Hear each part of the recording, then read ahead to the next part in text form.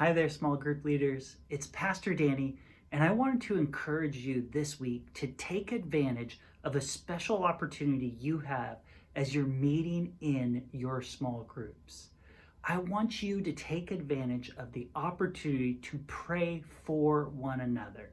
What does this look like? Well, as you're gathering together, it's going to look a little differently depending on how you're meeting.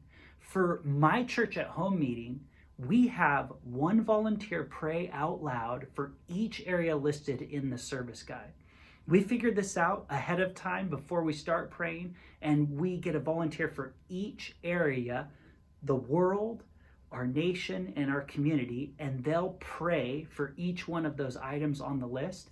And then we open it up for the entire group to lift up our own personal prayers. And one thing we do in church at home that's a little different from some of our other small group gatherings is we encourage our group to, instead of share their prayers, to pray their prayers. Because of the limited time during a church at home service, we want to give the focus of that small time directly to prayer and nothing else.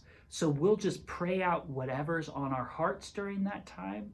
And then if we want to keep praying for one another, we'll follow up afterwards and get more details about what's going on in each other's lives. Now, if you're gathering in a men's, women's, or home group throughout the week, there's a greater opportunity for you to share with one another what's going on in your lives.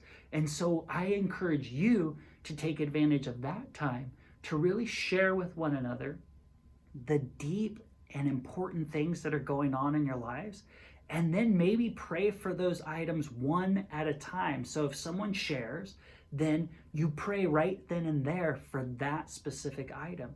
And that way you give a place and a time to those prayer requests. You get to minister to one another.